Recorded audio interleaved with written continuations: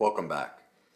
Today's video is for that person who feels trapped, stuck, frozen, desperate, hopeless, helpless, powerless, invisible, unseen, unheard, and feels like they have no way out. I get so many people who are following me, watching my videos, and they're like, I'm with a narcissist.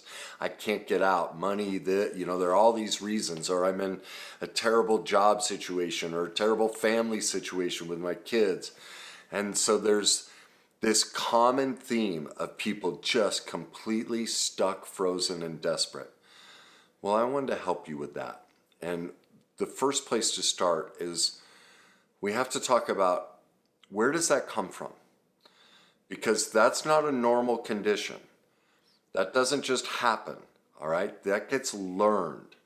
It gets trained into us. And this happens in childhood. And now I know a lot of people are like, no, my childhood was great. Well, you don't end up in this position if your childhood was perfect and there wasn't pain in your childhood. It's not possible. All of these behaviors are learned. And so what happens is somewhere in your childhood, whether it was a brother, a sister, a coach, a priest, a parent, grandparent, aunt, uncle, somebody in your childhood, directly or indirectly, would not allow you to be yourself. You are stuck, you are desperate, you are frozen. I want you to think of it this way. There's an old story, really, of it's how they discovered this condition. What you're struggling with is something called learned helplessness. And how it was discovered was in a laboratory. They were doing experiments on, I believe it was dogs. And there was a flood over, I think it was over a weekend. And when they came back, they noticed the water level on the wall was just near the top edge of the kennels that they were in. And so the dogs, the water got here. None of them died, but it got like right to the edge of their mouth, like their head is crammed up against the top of the kennel. Well, when they went to open the cages, the water receded, none of the dogs would come out. They stayed there. See, they learned to collapse because they fought. They did everything they could to get out. But they couldn't. Well, that's you. As a child, you did everything you could to get out. But your parent, brother, sister, coach said, don't wear that, don't say that, don't do that. Rolled their eyes. Ugh, there you go again. You kids are driving me crazy. It's not that we were, severely, in many cases, it can include what we would call abuse, the severe kind. But this is what people don't realize. All those offhand comments from our caregivers. You're such a loser. You're so stupid. You make a mistake. What were you thinking? Do you realize that every time that happens to us as a child, what that caregiver or relative is saying to us, get in the cage. Get in the cage. Don't be who you are. You can't come out here. No, your life is in that cage. You need to be what I want. You can't go play soccer. You're going to play piano. You can't be you. Get in the cage. And so if you're stuck with a narcissist or whatever it is, you're stuck in the cage. It's not the narcissist. It's the childhood that primed you to relive living in the cage. That's what's happening to you. You are frozen in the pain of the past. And what I'm trying to do is open the door and go, it's okay. Come on out. Come on. Come take a look. It's safe out here. You can be you. You're protected. You're glorious. You're beautiful. You're strong. You are everything.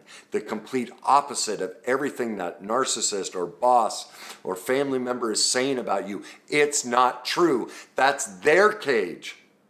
It was done to them. And because they never healed it, they've put you in it. So they don't feel the pain of their cage. But you don't have to live there. You don't have to live there. And so I'm going to give you a very simple process to just kind of lightly, not aggressively, not rough. You've had enough rough in your life, but to tenderly just kind of grab you by the shoulders and go, hey, come here. It's okay out here. Come with me. Like, let's just go real slow at this. Breathe, take a look around, and let you know it's safe out here, that you can be you. And here's the first step. I want you to go as slow as possible at this. And the first step is go to your computer. That's it. Or if you're on your phone, just pull up the search bar. Nothing else. That's it. Just a little peek. And then tomorrow, pull it up again and write www.thegreatnessuniversity.com. But don't push send. Just put it in there. And then leave it alone, go back to your life. Just real slow. Then the next day, go to put it in, and this time open it up. Send it. But don't look at anything. Just turn it off. Just delete it right away. That's it. That's enough. I want you to do the smallest thing possible each day because you've been told it's not okay to come out of the cage. And so just very slowly and tenderly. All right? All right. On the fourth day, do all of that and then push free content.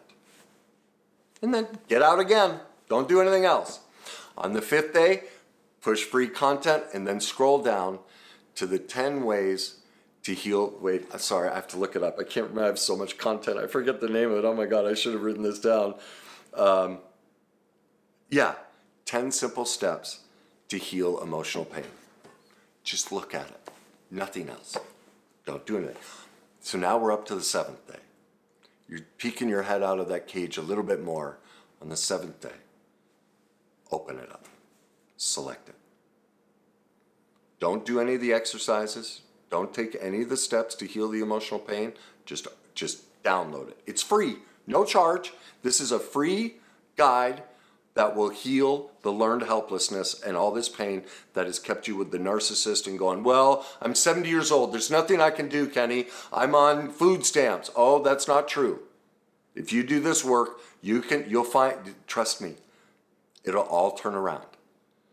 And all the excuses that you're, oh, this won't work. That's why I'm saying, just peek your head out of the cage, these little steps, all right? And then start working through. Just every day, do the smallest thing possible. And at the end of 30 days, you're going to have worked through most of that stuff. And you're going to find you can live outside of the cage. You don't have to be there anymore. And so that's my encouragement to you. There isn't any reason for us to stay stuck in the cage. It's a choice.